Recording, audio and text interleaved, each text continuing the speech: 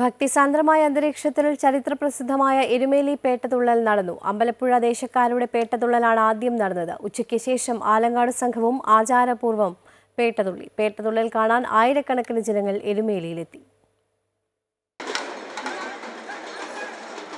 ശ്രീധർമ്മശാസ്താവ് മഹിഷി നിഗ്രഹം നടത്തിയതിന്റെ സ്മരണ പുതുക്കലാണ് എരുമേലി പേട്ടതുള്ളൽ. അമ്പലപ്പുഴ ദേശക്കാരുടെ പേട്ടതുള്ളലാണ് ആദ്യം നടന്നത്.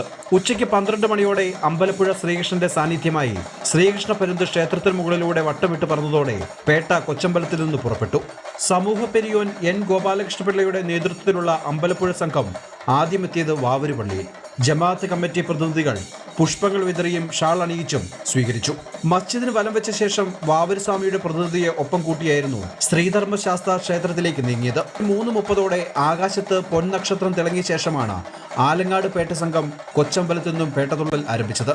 അമ്പലപ്പുഴ സംഘത്തോടൊപ്പം വാവരും പോയി എന്ന വിശ്വാസം കണക്കിലെടുത്ത് ആലങ്ങാട് സംഘം പള്ളിയിൽ കയറിയില്ല. തുടർന്ന് ആലങ്ങാട് സംഘത്തിന്റെ കൊടിയും ഗോളകയും പൂജിച്ച് ക്ഷേത്രത്തിൽ ദീപാരാധന. അമൃത ന്യൂസ്, കോട്ടയം.